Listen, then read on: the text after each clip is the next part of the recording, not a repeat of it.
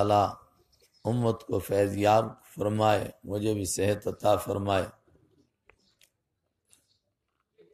تو صحت بھی ایسی ہے اور ذہن بھی حاضر نہیں۔ پھر مجھے کہا گیا تھا 11:15 بجے، لیکن میری آنکھ لگ گئی، لیٹ ہو گیا 11:15 سے فرمایا 12 بجے، اب تو سمجھو 15 منٹ ہی بچ گئے ہیں۔ لیکن میں کوشش کروں گا مختصر وقت میں بات کو سمیٹنے کی۔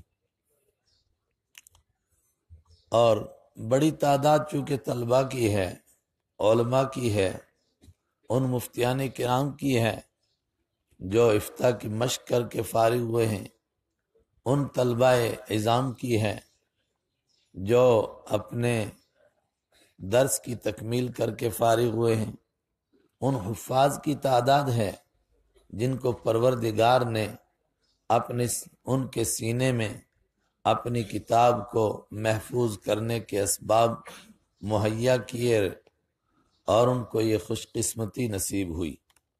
آسان کام نہیں ہے یہ کوئی چھوٹی نعمت نہیں ہے، آپ اس سے اندازہ لگائیں۔ ثم اورثنا الکتاب الذین اصطفینا من عبادنا، قرآن کے الفاظ پر غور کیجئے۔ 2 مقام کو چھوڑ کر باقی جہاں بھی قرآن کریم کہتا ہے میرے بندے، اس سے مراد بہت خاص بندے ہوتے ہیں۔ سبحان الذی اسری بعبدہ، آپ کو عرش معلیٰ پر بلایا جا رہا ہے، آپ کو بلند سے بلند ترین خطاب دینا ہے۔ امام الانبیاء بھی کہا جا سکتا تھا، آپ کو خاتم الانبیاء بھی کہا جا سکتا تھا، سرور انبیاء بھی کہا جا سکتا تھا، وجہ کائنات بھی کہا جا سکتا تھا، لیکن آپ کو کہا بعبدہ والنجم اذا ہوا ما ضل صاحبکم وما غوا وما ينطق عن الهوى ان هو الا وحی یوحى علمہ شدید القوى ذو مرة فاستوى وهو بالافق الاعلى ثم دنا فتدلى فكان قاب قوسين او ادنى فاوحى الى عبده ما اوحى۔ اس سے بھی معلوم ہوا اپنا بندہ جب اللہ کہتا ہے اس کا مطلب اس کے خاص بندے۔ توجہ چاہتا ہوں، وقت کم ہے۔ ثم اورثنا الکتاب الذین اصطفینا من عبادنا، ناظم بر قسمت خیش۔ میں کہتا ہوں کتنی خوشی کرے ہم لوگ جن کو ظاہری نسبت ہے، وہ تو کل قیامت کو ہی پتہ چلے گا حقیقت کیا تھی۔ قرآن کے ساتھ، نورانی قاعدے کے ساتھ، دین کی کسی کتاب کے ساتھ اللہ کیا کہتا ہے؟ ثم اورثنا الکتاب الذین اصطفینا، پھر ہم نے وارث بنایا اس کتاب کا اپنے بندوں میں سے۔ ایرے غیرے نتھو خیرے نہیں، سب سے پہلے اپنے بندے۔ تو میں عرض کر چکا قرآن کے حوالے سے کہ اپنے بندے سے مطلب کچھ خاص بندے، مارکیٹ کے چلتے پھرتے لوگ نہیں ہیں، اپنے بندوں میں سے۔ ان میں سے پھر ہم نے دوسرا چھانٹا، پھر ان میں سے مخصوص کیا، ان میں سے پھر دوبارہ چھانٹ کر کے کچھ لوگوں کو تیار کیا۔ وہ میرے خاص بندے تھے، ولی تھے، اتقیہ تھے، ازکیہ تھے، عبادت گزار تھے، جنتی تھے، اصحاب الیمین تھے، مقربین تھے، لیکن پھر ان میں سے مزید میں نے چنا، ان میں سے الگ کیا۔ ثم اورثنا الکتاب الذین اصطفینا من عبادنا، پھر ہم نے وارث بنایا اس کتاب کا ان اپنے بندوں میں سے ان بندوں کو اصطفینا جن کو ہم نے چنا۔ یہ الگ بات ہے کہ آگے چنے ہوئے بندوں کے لیے بھی زبردست قسم کا چیلنج ہے۔ فَمِنْهُمْ ظَالِمٌ لِنَفْسِهِ وَمِنْهُمْ مُقْتَصِدٌ وَمِنْهُمْ سَابِقٌ بِالْخَيْرَاتِ بِإِذْنِ اللَّهِ۔ چن لیا ہے پروردگار نے، مگر اس کا مطلب یہ نہیں کہ کام پورا ہوا، اس کے بعد اب 3 مرحلے ہیں۔ بڑا طبقہ اس میں وہ نکلے گا منہم ظالم لنفسی، بیچ تھوڑا طبقہ پھر دوسرے درجے میں، اور بے شک واو جمع کرنے کے لیے ہے، لیکن پروردگار کا کوئی کام بھی حکمت سے خالی نہیں ہے۔ اگر ان کو مقدم کیا گیا ہے اس کا مطلب بڑا طبقہ یہی ہوگا۔ منہم ظالم لنفسی اللہم لا تجعلنا منہم۔ دوسرا طبقہ ہے منہم مقتصد، کچھ ہیں جو درمیانی رہیں گے۔ پھر تیسرا طبقہ ہے منہم سابق بالخیرات باذن اللہ، کچھ ہیں جو آگے نکل جائیں گے مگر وہ بھی نہ فخر کریں کہ ہم نے کمال کیا ہے، ان کو اللہ اپنے کرم سے آگے نکالے گا بِإِذْنِ اللہ، وہ اللہ کے حکم سے آگے بڑھیں گے۔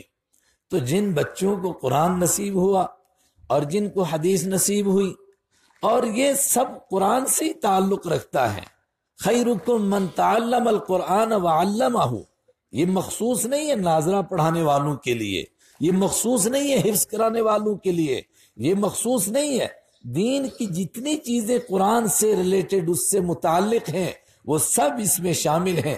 خیرکم من تعلم القرآن وعلمہ، ہم بہتر کون ہے؟ کوئی کہے گا وزیر داخلہ، کوئی کہے گا وزیر خارجہ، کوئی کہے گا صدر مملکت۔ رب سے پوچھو کون؟ اللہ کے حبیب سے پوچھو کون؟ فرمایا نہیں، تم میں بہتر، ذرا گرم پانی، تم میں بہتر وہ ہے خیرکم من تعلم القرآن وعلمہ، جو قرآن سیکھے اور اس کو سکھائے۔ تو چونکہ یہ طبقہ سامنے زیادہ ہے، میں نہیں سمجھتا ہوں ہماری کب دوبارہ ملاقات ہوگی کہ نہیں ہوگی۔ بیماری کے دنوں میں شیطان وسوسے بھی ڈالتا ہے، مجھے لگا میں شاید جانے والا ہوں، تو بہت سارے میرے دل کے درد ہیں، وہ ایسا نہ ہو میرے ساتھ ہی چلے جائیں، تو میرا دل چاہنے لگا میں یہ باتیں سناؤں لوگوں کو، میرے ساتھ نہ چلی جائیں یہ باتیں، وہ درد دل اپنے علماء کو سنانا چاہتا ہوں۔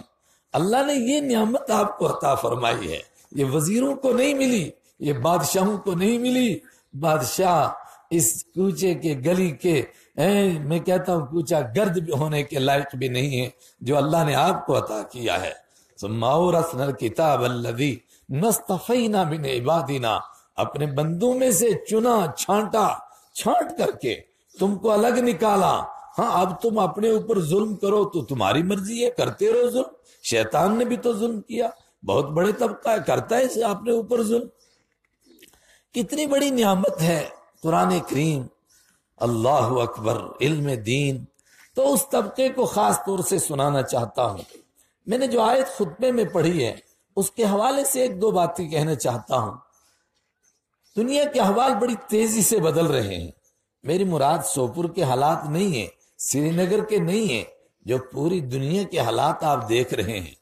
اور اس میں شیطان جو سب سے بڑا کام کر رہا ہے وہ اس کا بڑا کام ہے کہ امت کو مایوس کر رہا ہے، اور خاص طور سے ہمارا وہ طبقہ، ہمارا مدرسوں کا طبقہ نہیں، وہ باہر کا طبقہ جو ہر وقت میں اس کان کے ساتھ میڈیا کی کچھ باتیں لگائے ہوئے اور ان کی قسمیں کھائے بیٹھا ہے، اور سی این این نے یہ کہا اور بی بی سی نے یہ کہا، اور سیریا میں یہ ہو گیا، فلسطین میں یہ ہو گیا، اور عراق میں یہ ہو گیا، اور فلاں ملک میں یہ ہو گیا، اور اس کا مطلب کہ بس اب شام ہونے والی اور ہم ختم ہونے والے ہیں۔ ایسی نہیں شام ہوگی انشاءاللہ، ابھی ایسا نہیں ہونے والا ہے۔ ان الذی فرض علیک القرآن لرادک الی معاد، ہمارے اکابر بیٹھے ہیں یہاں پر۔ یہ آیت کس موقع پر نازل ہوئی؟ جمہور مفسرین کا اس پر اتفاق ہے، آپ مکہ سے نکالے گئے ہیں، اور کس حالت میں آپ کو نکالا گیا؟ اذ یمکر بک الذین کفروا لیثبتوک او یقتلوک او یخرجوک ویمکرون ویمکر اللہ۔ مشورے ہو رہے ہیں، کوئی کہہ رہا ہے ان کو قتل کرو، کوئی کہہ رہا ہے ان کو قید کرو، کوئی کہہ رہا ہے ان کو ملک بدر کرو، اور اللہ کہتا ہاں بڑی تدبیریں کر رہے ہیں۔ وَيَمْكُرُونَ وَيَمْكُرُ اللَّهُ، یہ تدبیریں کرتے ہیں میرے دین کو پست کرنے کی، اور میں دین کو غالب کرنے کی تدبیریں کر رہا ہوں، دین کو پھیلانے کی تدبیریں کر رہا ہوں۔ اب میرا اور ان کا مقابلہ ہو رہا ہے، دیکھو جیتے گا کون؟ اللہ سے کوئی جیت سکتا ہے؟ یہ تدبیریں، فرمایا کوئی نئی تدبیریں ہیں۔ وَمَكَرُوا مَكْرَهُمْ وَعِنْدَ اللَّهِ مَكْرُهُمْ وَإِنْ كَانَ مَكْرُهُمْ لِتَزُولَ مِنْهُ الْجِبَالِ۔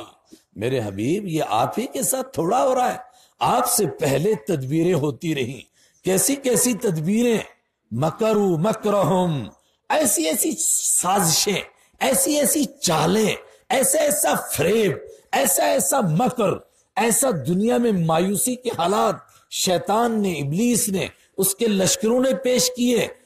کیسا لگ رہا تھا؟ لِتَزُولَ مِنْهُ الْجِبَالِ، ان کی سازشوں سے ہمالیہ ہل جائے گا، ان کی سازشوں سے لگتا تھا پہاڑ ہل جائے گا، لیکن وہ سازشیں کرتے رہے، کچھ نہ بگاڑ سکے۔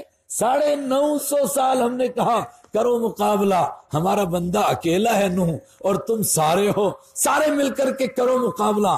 950 سال گزرنے کے بعد نوح علیہ السلام کہہ رہے ہیں اور سارے مل کر کے تدبیر کرو اور کسی سے پوشیدہ بھی نہیں رکھنا، کوئی بعد میں کہے جی مجھے پتہ نہیں چلا، اور ثم کیدونی جمیعا، پھر سارے مل کر اکٹھے ہو گئے مجھ پر حملہ کرو، میں تم سے نہیں ڈرتا ہوں، انی توکلت علی اللہ، میں نے اللہ پر بھروسہ کر رکھا ہے، اللہ وہ ذات ہے، ومن یتوکل علی اللہ فہو حسبہ، جو اس پر بھروسہ کرتا ہے اللہ اس کے لیے کافی ہے، اللہ اس کا وکیل ہے، اللہ اس کا کارساز ہے، کفا باللہ وکیلا، کفا باللہ شہیدا، کفا باللہ ولیا، کفا باللہ نصیرا، اس کی مدد کے لیے وہ کافی، اس کی حمایت کے لیے وہ کافی، اس کی وکالت کے لیے اللہ کافی، اس کے کام بنانے کے لیے اللہ کافی۔ فرمایا بڑی تدبیریں ہوتی رہی، آج یہ تدبیریں کر رہے ہیں، کیا فرق پڑتا ہے؟ اس حالت میں آپ نکل رہے ہیں اور آپ غار ثور کی طرف جا رہے ہیں، آپ حضرت سے سنیں گے کس حالت میں جا رہے ہیں، بار بار پلٹ کر خانہ کعبہ کو دیکھتے ہیں اور آپ کی آنکھوں میں آنسو آتے ہیں، ہائے مکہ تو کتنا پیارا تھا، ہائے کعبہ تو کتنا پیارا تھا مجھے، لیکن تیرے رہنے والوں نے مجھے نکلنے پر مجبور کیا۔ اور پھر جحفہ، وہ اس آخری مقام پر آپ پہنچے جہاں سے مکہ کی پہاڑیاں نظر آتی تھیں، اور آپ نے پلٹ کر ایک مرتبہ دیکھا اور آپ کی زبان پر آیا یا مکہ انکی احب البلاد الیہ، مکہ تو مجھے بڑا پسند تھا مگر تیرے رہنے والوں نے مجھے نکلنے پر مجبور کیا۔ آپ کی یہ جو دل سے بات نکلی اور یہ آنکھوں کے آنسو اللہ کو ایسا لگتا ہے جیسے برداشت نہیں ہوئے۔ جبرائیل تشریف لائے، عرش ہل گیا، یہ آیت نازل ہوئی، اور اس آیت کے اور بھی معنی بیان کیے گئے، لیکن امام بخاری نے کہا نہیں، پہلا معنی یہ ہے ان الذی فرض علیک القرآن لرادک الی معاد، اس ذات کی قسم جس نے آپ کو قرآن جیسی عظیم الشان کتاب عطا کی ہے، آپ کو مکہ سے نکالا نہیں جا رہا ہے، آپ کو مکہ کا بادشاہ بنایا جا رہا ہے، آپ مکہ سے جا نہیں رہے ہیں، آپ کو مکہ میں واپس لایا جائے گا۔ ہاں جب آپ آئیں گے بادشاہ بن کر کے آئیں گے۔ اور اس پوری صورت میں پہلے حضرت موسیٰ علیہ السلام کا قصہ سنایا گیا، اور وہ کس طرح نکلے تھے مصر سے، ان سے قتل ہو گیا اور کیسے بھاگتے ہوئے خائفا یترقب ہیں، حضرت شاہ صاحب کا ترجمہ، ادھر ادھر دیکھتے ہوئے دیکھیں کہ کیا ہوتا ہے، اور بھاگتے بھاگتے 500 کلومیٹر دور مدین چلے گئے، اور مدین سے پھر 8 سال کے بعد یا 10 سال کے بعد واپس آئے۔ اکثر جمہور مفسرین کہتے ہیں 10 سال کے بعد آئے، اور چھوٹا سا ایک طبقہ ہے کہتے نہیں 8 کے بعد لگتا ہے۔ کیوں؟ اس لیے کہ اس واقعے کے فوراً بعد اللہ نے اپنے حبیب کو سنایا کہ آپ نکالے نہیں جا رہے ہیں، اس قرآن کا حوالہ دے کر کے کہہ رہا ہوں جس نے اتنی مقدس کتاب آپ کو عطا کی ہے، وہ اللہ آپ سے وعدہ کر رہا ہے لَرَادُّكَ إِلَىٰ مَعَادٍ، آپ واپس آئیں گے مکہ، مایوسی کی کوئی بات نہیں ہے۔ آپ مکہ سے نکل رہے ہیں، ابھی تو نکلے نہیں، یہ تو اس موقع کی بات ہے جب آپ جا چکے ہیں اور جحفہ سے گزر رہے ہیں۔ جب آپ مکہ سے نکل رہے تھے، بالکل وہ موقع کہ جس میں آپ مکہ کو چھوڑنے والے ہیں، اس موقع پر سورہ بنی اسرائیل نازل ہوتی ہے، اور اس دور کے حالات کیسے ہیں؟ ہاں اللہ اکبر، امت کو یہ سنایا گیا، مجھے اور آپ کو سنایا گیا کیسے حالات ہیں۔ لولا ان ثبتناک لقد کدت ترکن الیہم شیئا قلیلا، میرے حبیب ہم نے آپ کو پہاڑ بنا کر کے جما دیا ہے، ورنہ سازشیں ایسی ہوئی تھی، لقد کدت ترکن الیہم شیئا قلیلا، کچھ ذرا سا تو آپ جھک جاتے، مگر آپ نہیں جھکے، اور پھر جب نکلنے کا نمبر آیا تو آپ کو دعا سکھائی گئی کیا؟ ربی، اے میرے پروردگار، اخرجنی مخرج صدق وادخلنی مدخل صدق وجعلنی من لدنک نصیرا، اے پروردگار میں یہاں سے نکلوں تو ایسا نہ نکلوں کہ جس طرح لوگ ملک چھوڑ کر بھاگتے ہیں، نہیں، یہاں سے میں عزت والا نکلوں، اور یہاں سے جاؤں تو پھر جہاں جاؤں وہاں پناہ گزین بن کر نہ جاؤں بلکہ وہاں بادشاہ بن کر کے جاؤں۔ اور جب جانے کا نمبر آیا تو فرمایا آپ جا نہیں رہے ہیں، جاء الحق وزهق الباطل ان الباطل کان زہوقا۔ لوگ سمجھ رہے ہیں کہ شاید حق مغلوب ہو گیا اور آپ بھاگ رہے ہیں چھوڑ کر کے مکہ، اس کا مطلب کہ حق بھاگ رہا ہے۔ فرمایا حق بھاگ نہیں رہا ہے، یہ اس موقع کی آیت جاء الحق وزهق الباطل ان الباطل کان زہوقا۔ حق آیا ہے، حق گیا نہیں ہے، اور باطل تو جانے کے لیے ہوتا ہے، اور باطل جا چکا ہے، اور آپ کا مکہ کو چھوڑنا سمجھو کہ باطل کے مٹنے کی ابتدا ہو چکی ہے۔ توجہ چاہتا ہوں، یہ دنیا کے مجموعی طور پر حالات کیا اس سے زیادہ مایوس کن ہے جس وقت میں آپ مکہ سے جا رہے ہیں؟ بولو، بالکل نہیں۔ خاکم بدہن، کبھی آپ تصور کرو کس طرح صحابہ کو نکالا اور نکلنے بھی نہیں دیا جا رہا ہے۔ وَمِنَ النَّاسِ مَن يَشْرِي نَفْسَهُ ابْتِغَاءَ مَرْضَاتِ اللَّهِ، کچھ ایسے بھی ہیں جو نکل رہے ہیں، ان کو کہا جا رہا ہے کہ اچھا تو نے کمائی مکہ میں کی اور تو بھاگ رہا ہے، نہیں جانے دیں گے، اور وہ کہتے ہیں کہ میں سب کچھ تمہیں دے دوں گا، صرف مجھے جانے دو، اور صرف تن کے کپڑے، اور بعض نے کہا کہ وہ بھی پورے نہیں تھے، وہ تن کے کپڑے لے کر کے حضرت صہیب رومی گئے، باقی سب کچھ ان کو دے دیا۔ ایسے حالات میں مکہ سے نکلے، اور اللہ نے کیا فرمایا؟ نکلے نہیں، جاء الحق وزهق الباطل ان الباطل کان زہوقا۔ اسی موقع پر قرآن پاک کا تعارف کرایا قرآن ہے کیا چیز۔ حضرت مفتی صاحب نے فرمایا قرآن پر بیان کرنا ہے۔ میں نے بار بار پوچھا کیا کہنا ہے اس کے تعلق سے، حضرت نے فرمایا بس قرآن پر بیان کرنا ہے، تو میرے ذہن میں پھر یہی بات آئی۔ قرآن کیا نعمت ہے، ایک طرف اللہ کے حبیب صلی اللہ علیہ وسلم کا مرتبہ دیکھو، آپ کا مقام کیا ہے۔ مجھ سے پہلے ابھی وہ بچہ اردو میں جس نے تقریر کی، مجھے کہا آرام کرو، کہاں کرنے دیتے ہیں بچے آرام؟ جب وہ جملے سنا رہا تھا نیند کہاں آتی ہے؟ اللہ اکبر۔ آپ کا مرتبہ اور مقام کیا ہے؟ جبرائیل اترتے ہیں، آپ قرآن کو یاد کرنے کے لیے زبان ہلاتے ہیں، فرمایا اتنا بھی ہم کو برداشت نہیں، لا تحرک بہ لسانک لتعجل بہ، یہ کوئی حفظ کی درسگاہ تھوڑی ہے، آپ کو رٹنا پڑے گا۔ ان علینا جمعہ، ہمارے ذمہ فرض ہے، ہم آپ کے سینے میں اس کو جمع کریں گے، اور سینے میں جمع ہوگا تو پھر جاری کیسے ہوگا؟ فرمایا ہمارے ذمہ ہے قرآن، اس کو آپ کی زبان پر جاری کرنا، تو اس کے معنی اور مطالب اور مفاہیم اور اس کے معارف کیسے کھلیں گے؟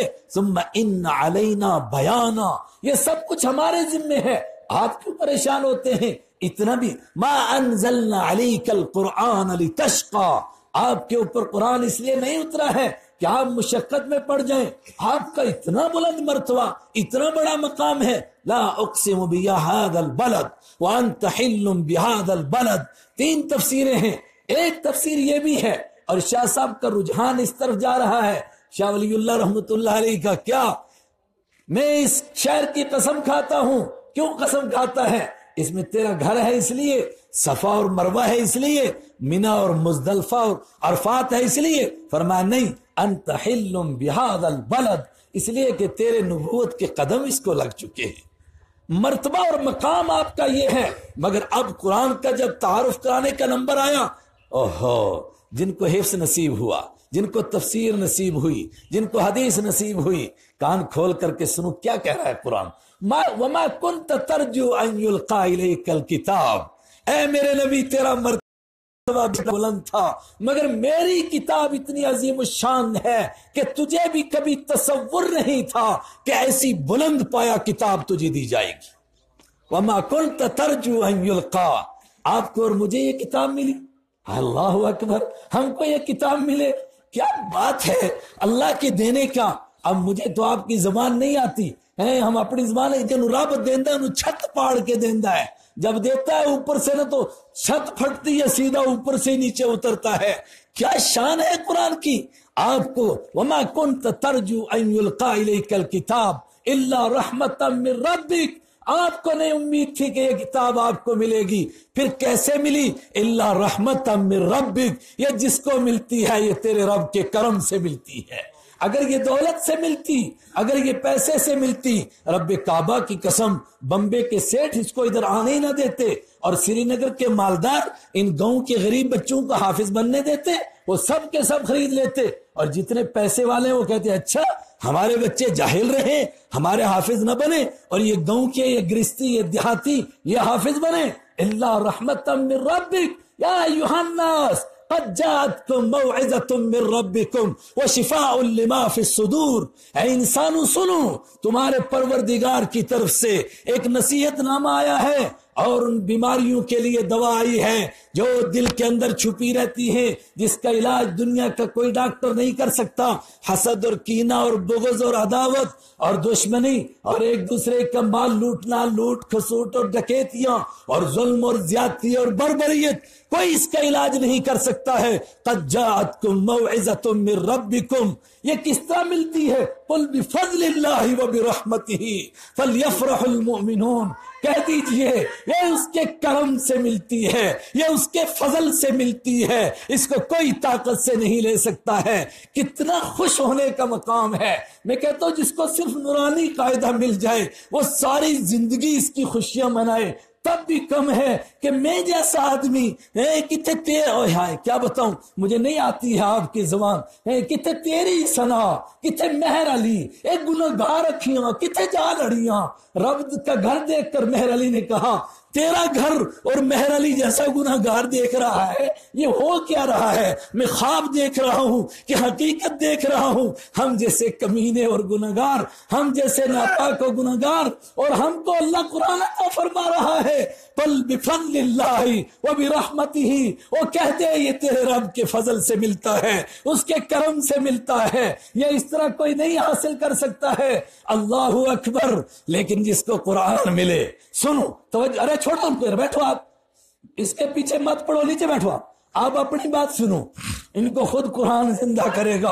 جو نہیں سننا چاہتے تھے ان کو قرآن سناتا تھا، جو نہیں ماننا چاہتے تھے ان کو منواتا تھا، وہ جو قسم کھا کر کے رات کو بیٹھتے تھے کہ ہم نہیں سنیں گے، اور صبح ان کو قرآن سناتا تھا۔ وقت کم ہے، وہ بھی سناتا، میں اس طرف جاتا۔ میں آپ کو صرف جس کو قرآن ملا ہے اس کو کیا کہنا ہے، 4 حق قرآن پاک کے، اور قرآن سے سنو۔ فلا تکونن ظہیرا للکافرین، تیرے ہاتھ میں قرآن آ گیا ہے، اب میرے کسی نافرمان کا ساتھی نہیں بننا۔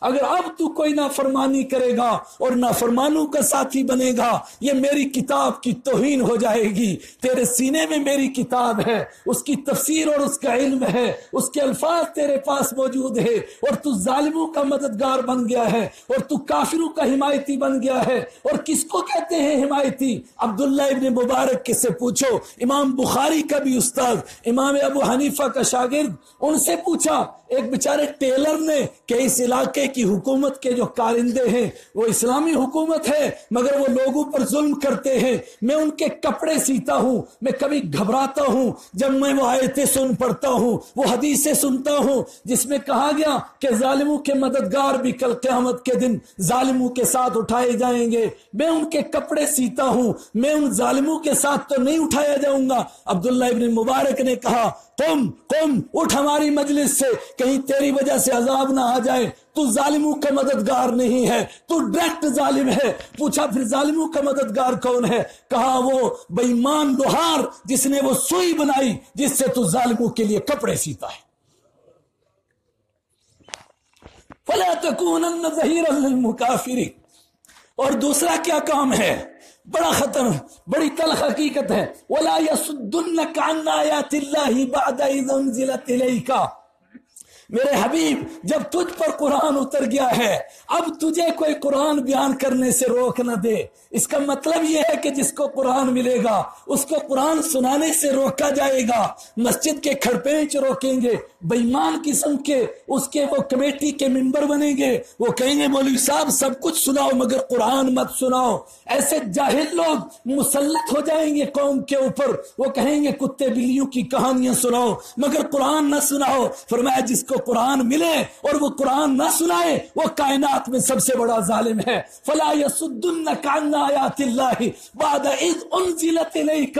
تیری طرف جب اتر چکا ہے پھر تو نہیں سنائے گا، پھر کون سنائے گا؟ یہ کافر تو چاہتے ہی ہیں وَدُّوا لَوْ تُدْهِنُ فَلَا يُدْهِنُونَ، یہ یہی چاہتے ہیں کہ تھوڑے ڈھیلے آپ پڑھیں پھر یہ ڈھیلے پڑ جائیں۔ فَلَا تُطِيعْ كُلَّ حَلَّافٍ مَّهِينٍ هَمَّازٍ مَّشَّاءٍ بِنَمِيمٍ مَّنَّاعٍ لِّلْخَيْرِ مُعْتَدٍ أَثِيمٍ عُتُلٍّ بَعْدَ ذَلِكَ زَنِيمٍ أَن كَانَ ذَا مَالٍ وَبَنِينَ اذا تتلى عليه آیاتنا، ہائے ہائے قال اساطیر الاولین، اللہ اپنے حبیب کو کہہ رہا ہے اور مجھے اور آپ کو سنا رہا ہے فلا تطیع کل حلاف مہین، میرے حبیب یہ زیادہ قسمیں کھانے والے اور کمینے اور ذلیل قسم کے لوگوں کی بات نہیں ماننا۔ آج کا میڈیا، آج کے پوری دنیا کے میڈیا کا نظام، ان آیتوں سے اگر ان کی فوٹو لی جائے رب کعبہ کی قسم ان کی تصویر پوری اس کے اندر اترے گی۔ کیا کہا؟ یہ جھوٹے جو کہتے ہیں کہ جھوٹ کو اتنی مرتبہ کہو تاکہ لوگوں کو یقین ہو جائے کہ یہی سچ ہے، فرمایا نہیں ماننی ہے ان کی۔ فلا تطیع کل حلاف مہین ہماز، یہ کیا کرتے ہیں؟ دوسروں کے عیب تلاش کرتے ہیں، اپنے عیب نہیں بیان کرتے ہیں۔ یہ کیا کرتے ہیں؟ یہ دوسروں کو تانا دیتے ہیں۔ یہ کیا کرتے ہیں؟ یہ لوگوں کو آپس میں لڑانے کے کام کرتے ہیں اور پھر اپنی بزنس چلاتے ہیں۔ ان کی بات نہیں ماننا۔ مناع للخیر، یہ نیکیوں سے روکنے والے، برائیوں کو پھیلانے والے۔ مناع للخیر معتد اثیم عتل بعد ذلک زنیم، یہ بدقسمت، یہ اجڑ قسم کے لوگ۔ اور سب سے بڑی بات یہ ہے یہ مجہول النسب، جن کا کوئی باپ ہی نہیں ہے۔ میں نے گزشتہ سال کسی مجلس میں یہ کہا کہ آج یورپ کی ایک بڑی تعداد ہے کہ جن کا کوئی باپ نہیں ہے۔ ایک ہمارے ساتھی وہیں امامت کرتے ہیں، بنگلہ دیش کے ہیں، گھومنے کے لیے آئے تھے، عرض دراز سے وہاں رہتے ہیں، کہنے لگے مفتی صاحب آپ کو نہیں معلوم ہے جس کو رجسٹرڈ باپ کہتے ہیں اس طرح کے لوگ 20% نہیں ہیں، 80% وہ ہیں کہ جن کے رجسٹرڈ باپ نہیں۔ ان کی بات نہ ماننا۔ جو قرآن کے خلاف کھڑے ہوں گے وہ یہ طبقہ کھڑا ہوگا، یہ چاہے گا کہ قرآن کو نہ بیان کیا جائے۔ تم کو قرآن ملا ہے فلا يصدنك عن آیات اللہ بعد اذ انزلت الیک وادع الی ربک، اب تیرا کیا کام ہے؟ بہت سارے ہمارے ساتھی سروس کرتے ہیں اور مجھ سے بہت زیادہ وہ چڑھتے ہیں، جی مفتی صاحب کو بڑا غصہ ہے، ہم نے کوئی ناجائز کام کیا ہے؟ یار یہ کوئی عقل کی بات ہے؟ ایک ڈاکٹر ہے، ہم کہیں کہ جناب اس نے پہلے MBBS کیا اور پھر PG کیا اور اس کے بعد اس نے فیلوشپ کیا، بڑا ڈاکٹر بنا اور ماشاءاللہ آج اتنی بڑی جوتوں کی دکان چلاتا ہے کہ 20 ڈاکٹر جتنی کمائی نہیں کرتے اتنی اکیلا وہ ایک ڈاکٹر کرتا ہے۔ اس کو کوئی عقل مند کہے گا؟ یہ تو موچی بھی کر سکتے تھے، یہ تو کوئی بھی کر سکتا تھا۔ اگر تو بھی یہی کام کرتا ہے تو کسی اور کا نوکر تھا، تو اس کا نوکر تھا۔ تو کہتا ہے میں نبیوں کا وارث ہوں، اس کا پہلا اعلان کیا تھا نبی کا؟ لا اسألکم علیہ اجرا، پہلا اعلان تھا ہم کسی کے مزدور نہیں ہیں، ہم ایک کے غلام ہیں۔ اس کا جو ایک ڈپارٹمنٹ کا ملازم ہوتا ہے وہ دوسرے کا نہیں ہو سکتا ہے، تیرا ایک ہی کام ہے وادع الی ربک وادع الی ربک وادع الی ربک، تو اپنے رب کی طرف بلاتا جا۔ کوئی کسی کی طرف بلا رہا ہے، کوئی کسی کی طرف بلا رہا ہے، جس کو قرآن ملا ہے تیرا ایک کام ہے تو رب کی طرف بلا۔ لیکن جب رب کی طرف بلائے گا پھر کیا ہوگا؟ پھر مصیبتیں آئیں گی، پھر پریشانی آئیں گی، پھر آندیاں آئیں گی، پھر طوفان آئیں گے، پھر جھکڑ آئیں گے۔ اور یہ طے ہے الف لام میم حسب الناس ان یترکوا ان یقولوا آمنا وهم لا یفتنون، کیسے ہو سکتا ہے آمنا بھی کہو اور سولی بھی نہ پاؤ؟ وَلَقَدْ فَتَنَّا الَّذِينَ مِن قَبْلِهِمْ فَلَيَعْلَمَنَّ اللَّهُ الَّذِينَ آمَنُوا وَلَيَعْلَمَنَّ الْكَاذِبِينَ۔ اور پھر آگے کیا کہا؟ فَلَيَعْلَمَنَّ اللَّهُ الَّذِينَ، یہاں کہا فَلَيَعْلَمَنَّ اللَّهُ الَّذِينَ صَدَقُوا، اور آگے تو صاف کہا میں یہ مصیبتیں کیوں لاتا ہوں تاکہ پتہ چلے کہ مومن کون ہے اور اندر سے منافق کون ہے۔ یہ مصیبتیں آئیں گی پھر تو کیا کرے گا؟ کسی کے در پہ سجدہ کرے گا، کسی وڈیرے کے در پہ ڈھکے گا۔ فلا تدع مع اللہ الہا آخر، اور اس کے سوا کسی در پر نہیں جانا۔ کیوں؟ اس لیے کہ جس کے در پر جائے گا کل شیء ہالک الا وجہہ، سب مر جائیں گے، کوئی باقی نہیں رہے گا۔ وہ مردوں کے پیچھے کیوں چلتا ہے؟ کل من علیہا فان ویبقى وجہ ربک ذو الجلال والاکرام۔ تمام وہ باقی رہنے والا ہے، لا الہ الا ہو، اس کے سوا کوئی ہے ہی نہیں، رب المشرق والمغرب لا الہ الا ہو فاتخذہ وکیلا، تو اس کو کارساز بنا، تو اس کو مشکل کشا بنا، تو اس کو حاجت روا بنا، واعتصموا، تو اس کے ساتھ چپک جا۔ نہیں مجھے اردو میں ترجمہ آتا، ہم کہتے ہیں اپنے جفا مار لے، تو اس کو پکڑ لے، اور جو اس کو پکڑ لے گا پھر کیا ہوگا؟ یرزقہ من حیث لا یحتسب، وہ اس کو وہاں سے روزی دے گا جہاں سے کسی کا خیال اور سوچ بھی نہیں ہوگی، وہاں سے اس کو روزی ملے گی۔ اور آمدن برسر مطلب وقت پورا ہو گیا، آخری بات کہتا ہوں، اس دور میں ضرورت ہے صرف دو چیزوں کی، صرف علماء ہے ماشاءاللہ۔ ایک سوال ہے میرا، عرب کے لوگوں سے کوئی سخت نہیں ہے، کس بھائی یہ شور کیسا ہے؟ عرب کے لوگوں سے کوئی سخت مزاج ہے؟ حضرت رسول اکرم صلی اللہ علیہ وسلم کے اخلاق، آپ کا کردار، اگر پتھر دیکھتے ہیں تو ٹکڑے ہو جاتے ہیں، اور آپ کے معجزات وہ سب کچھ دیکھ رہے ہیں، مگر کیسے پتھر دل لوگ ہیں، اس کے باوجود کہتے ہیں نمشوا واصبروا علی آلہتکم ان ھذا لشیء یراد، نہیں چھوڑیں گے۔ ایسا لگتا ہے کہ یہ کوئی سکیم بن گئی ہے ہمیں ہمارے خداؤں سے ہٹانے کی، چپک جو اپنے خداؤں کے ساتھ نہیں چھوڑیں گے۔ اتنے سخت لوگ تھے، پھر ان کو کس چیز نے کھینچا؟ کس چیز نے کھینچا؟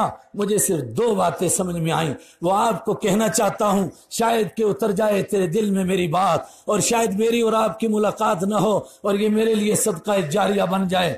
ایک اخلاق اور کردار۔ کیا اخلاق ہے؟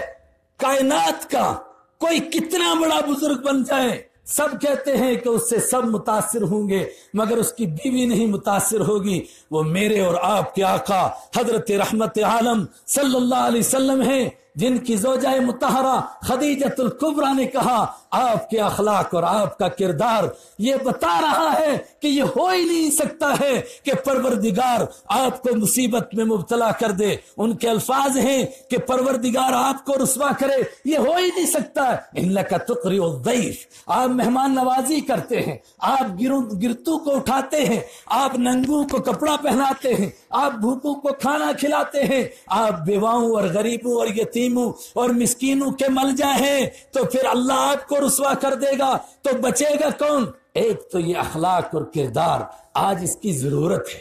آج اور لوگ یہ کام کر رہے ہیں، ہم سے یہ کام چھوٹ رہے ہیں۔ اور دوسرا جو سب سے زیادہ کھینچنے والا، اتنے سخت لوگ تھے، پھر ان کو کون سی چیز کھینچ کر لاتی تھی؟ اور آپ سب پڑھے لکھے آدمی ہیں، 3 سال ایسے گزرے ہیں جن کے اندر اعلان نہیں تھا، اعلانیہ طور پر گلیوں میں، کوچوں میں، چوراہوں میں اور میدانوں میں، اسٹیجوں پر اسلام کا اعلان نہیں کیا جا رہا تھا، کہا جا رہا تھا چپکے چپکے چپکے چپکے دعوت دو۔ پھر وہ کون سی چیز لوگوں کو کھینچ رہی تھی؟ ابن ہشام نے لسٹ پیش کی کہ 40 لوگ تو کم سے کم جڑ گئے تھے، وہ صرف قرآن کی طاقت تھی۔ اللہ اکبر۔ اور اس دور میں جو آیتیں نازل ہوئی ہیں اس میں صرف 4 مضمون تھے، ایک قرآن کی صداقت کا، دوسرے آپ کی صداقت کا، اور تیسرے اللہ کی توحید کا، لیکن سب سے زیادہ آخرت کی یاد کا۔ اور آخرت کی یاد کس طرح کرائی جاتی تھی؟ وہ غیر محسوس چیز ہے، لیکن ہر سننے والا اس کو ایسا لگتا تھا کہ میرے سامنے یہ سب کچھ ہو رہا ہے۔ ہائے ہائے، 13 سال تک ایک نے مکہ میں قرآن سنا، نہیں مان لایا، اور جب اس کا بیٹا پھنس گیا بدر میں اور وہ جنگ بدر میں مدینہ گیا اور حضور مغرب کی نماز پڑھ رہے تھے، آپ نے جو پڑھا وَالطُّورِ وَكِتَابٍ مَّسْطُورٍ فِي رَقٍّ مَّنشُورٍ وَالْبَيْتِ الْمَعْمُورِ وَالسَّقْفِ الْمَرْفُوعِ، اور پھر جب کہا إِنَّ عَذَابَ رَبِّكَ لَوَاقِعٌ، تمام مفسرین کہتے ہیں کہ اس نے کہا مجھے ایسا لگا کہ مجھ پر ابھی عذاب گرنے والا ہے، ابھی عذاب گرنے والا ہے۔ آج پھر ضرورت ہے قرآن کو اس طرح سنایا جائے۔ اس 3 سال کے دور کے اندر صرف لوگوں کو قرآن پاک سنایا جاتا تھا، لیکن قرآن پھر کس طرح لوگوں کو کھینچتا تھا وہ وقت نہیں رہا۔ پھر کسی موقع پر، اور وہ آپ نے علماء سے سنا، کیسے پتھر دل لوگ تھے، سخت دل لوگ تھے. ہائے ہائے. حضرت عمر رضی اللہ تعالیٰ سب کہتے ہیں جی سورہ طٰہٰ پڑھ کر کے ایمان لائے ہیں، لیکن تحقیق کیجئے وہ فرماتے نہیں، دل پہلے ہی ٹوٹ چکا تھا. پوچھا کب ٹوٹا تھا؟ کہا ایک مرتبہ میں نے کہا یار دیکھو تو صحیح یہ چکر ہے کیا. میں خانہ کعبہ کے پردے اور اس کے دیوار کے بیچ میں چھپ گیا اور مجھے معلوم تھا کہ تہجد کے ٹائم اللہ کے حبیب آئیں گے اور قرآن پڑھیں گے. جب آپ نے پڑھنا شروع کیا الحاقہ ملحاقہ وما ادراک ملحاقہ کذبت ثمود عاد بالقاریہ. عمر کہتے ہیں مجھے ایسا لگا مجھے زمین سے اٹھا دیا گیا ہے. ہاں میں زمین اور آسمان کے بیچ میں لٹکا ہوا ہوں اور قرآن مجھے جھنجھوڑ رہا ہے. اور یہ وہی بات نہیں ہے. میں نے صبح مفتی صاحب سے عرض کیا، ہم ٹرین میں سفر کر رہے تھے، 3 ہم ایمان والے تھے اور ایک ہمارے ساتھ پنڈت جی تھے. اور پنڈت جی وہ سفید لباس والے، یعنی سمجھتے تھے کہ میں نے بزرگی کے تمام درجے کراس کر لیے اپنے دھرم کے لحاظ سے، آخری پوائنٹ پر پہنچ گیا. میں قرآن پڑھ رہا تھا، اس نے ہمارے ساتھیوں کو گیتا کے اشلوک سنا کر کے ان کو اپنے دھرم کی دعوت دینے کی کوشش کی. میں نے تلاوت پوری کی. میں نے کہا پنڈت جی آپ کی باتیں واقعتاً دل کو چھونے والی ہیں، مگر ایک کتاب ایسی ہے کہ وہ دل کو چھوتی نہیں ہے، وہ تو دل کو پکڑ لیتی ہے اور پھر چھوڑتی نہیں ہے. پھر میں نے تھوڑا سا عرب کے لوگوں کا تعارف کرایا اور میں نے کہا کہ یہ وہ قرآن تھا جو عرب کے لوگوں کو جھنجھوڑتا تھا. میں نے سورہ واقعہ سنائی، میں نے سورہ قاریہ سنائی، میں نے الحاقہ سنائی، اور پھر میں نے جو قیامت کا منظر کہا اذا الشمس کورت واذا النجوم انکدرت واذا الجبال سیرت، یہ قرآن آخرت کا منظر پیش کرتا ہے. میں نے کہا یہ وہ قرآن تھا جو لوگوں کو جھنجھوڑتا تھا اور لوگ اس کو ماننے کے لیے مجبور ہوتے تھے. رب کعبہ کی قسم اس کی پیشانی پر پسینہ آ گیا اور وہ کہنے لگا مولوی صاحب یہ تو ہم کو جھنجھوڑے جا رہا ہے، یہ تو ہم کو جھنجھوڑے جا رہا ہے، ان کو کتنا جھنجھوڑتا ہوگا. اور آخر میں اس نے کہا کہ مجھے ایک مرتبہ اس پر غور کر لینے دیجئے گا، ورنہ میں جب غور کروں گا انشاءاللہ ضرور کلمہ پڑھوں گا. آج بھی امت منتظر ہے، لوگ آج سے سننا چاہتے ہیں قرآن پاک، لیکن میں آخر میں ایک درخواست کر کے اس کے لیے ذرا طریقہ ہونا چاہیے. اپنے طلبہ سے کہہ رہا ہوں، اپنے ساتھیوں سے کہہ رہا ہوں. ایک جگہ شکایت ہوئی، لوگوں نے شکایت کی جی آپ کا ایک بیان ہم نے سنا تھا نیٹ کے اوپر، آپ کہہ رہے تھے قرآن سناؤ، لوگ کھچے ہوئے چلے جا رہے ہیں. ہم نے فلانی تفسیر کا انتخاب کیا، روزانہ اس کا ایک صفحہ سناتے ہیں، لوگ سو جاتے ہیں. میں نے کہا آپ نے اس کا صفحہ سنایا، میں نے یہ بالکل نہیں کہا، میں نے قرآن سنانے کے لیے کہا تھا. اس کے لیے تھوڑا سا سیکھنا ہے کہ قرآن کو امت کے سامنے کس طرح پیش کرنا ہے، اور خاص طور سے وہ قرآن کا وہ انداز جس طرح وہ انسانوں کو کھینچتا ہے، اس کو اسی طریقے سے لوگوں کے سامنے کیسے پیش کرنا ہے. ایک تو اس کو سمجھنے کی ضرورت ہے، اور وہ میرا موضوع نہیں ہے، وہ مفتی صاحب بیان فرمائیں گے. وہ اس کو اسی طرح پیش کرنا ہے جس طرح حضرت رسول اکرم صلی اللہ علیہ وسلم نے پیش کیا. کیوں؟ اس لیے کہ یہ بھی حدیث ہے کہ قیامت کے فتنوں میں سے یہ بھی ایک فتنہ ہوگا کہ ایرے غیرے نتھو خیرے سب کھڑے ہو جائیں گے تفسیر کرنے کے لیے.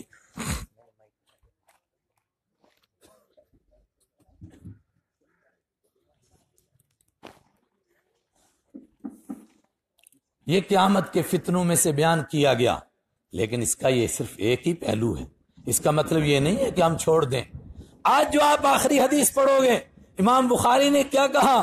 وَنَضَعُ الْمَوَازِينَ الْقِسْطَ لِيَوْمِ الْقِيَامَةِ، قیامت کے دن انصاف کی ترازو لگے گی اور تمہاری باتیں بھی تولی جائیں گی. اور فوراً سوال پیدا ہوا کہ یہی معنی اس کے کیوں ہیں؟ کا کلمتانی، 2 کلمے ہیں. حدیث میں آ رہا ہے ثقیلتان فی المیزان، یہ میزان میں بھاری ہیں. اس کا مطلب یہ ہے کہ حدیث تفسیر کر رہی ہے کہ کلمات کو تولا جائے گا. اور اگر وہاں حدیث میں نہ ملے تفسیر تو پھر صحابہ سے تلاش کرو، اور صحابہ سے نہ ملے تو اسی حدیث کی تفسیر میں امام بخاری نے کہا قال المجاہد، مجاہد نے کہا وَنَضَعُ الْمَوَازِينَ الْقِسْطَ. قسط کا کیا مطلب ہے؟ کہ قسط کا مطلب یہاں پر ہے انصاف کی ترازو، ورنہ قاسط تو ظالم کو کہتے ہیں. اس کا مطلب ہے کہ اس کو حدیث سے سمجھنا ہے، اس کو صحابہ سے سمجھنا ہے، اس کو تابعین سے سمجھنا ہے، اور اس کو امت کے سامنے اس طرح پیش کرنا ہے جس طرح ابو ہریرہ نے پیش کیا، جس طرح عبداللہ ابن مسعود نے پیش کیا، جس طرح رئیس المفسرین حضرت عبداللہ ابن عباس رضی اللہ عنہم نے پیش کیا. اللہ تعالیٰ میرا کہنا آپ کا سننا قبول فرمائے، اور جب باتیں تولی جائیں ان کو ہمارے میزان میں، ہمارے اعمال میں بھاری کرنے کے لیے ڈالے، نہ کہ ان پر ہم سے مواخذہ ہو۔ وآخر دعوانا الحمدللہ رب العالمین۔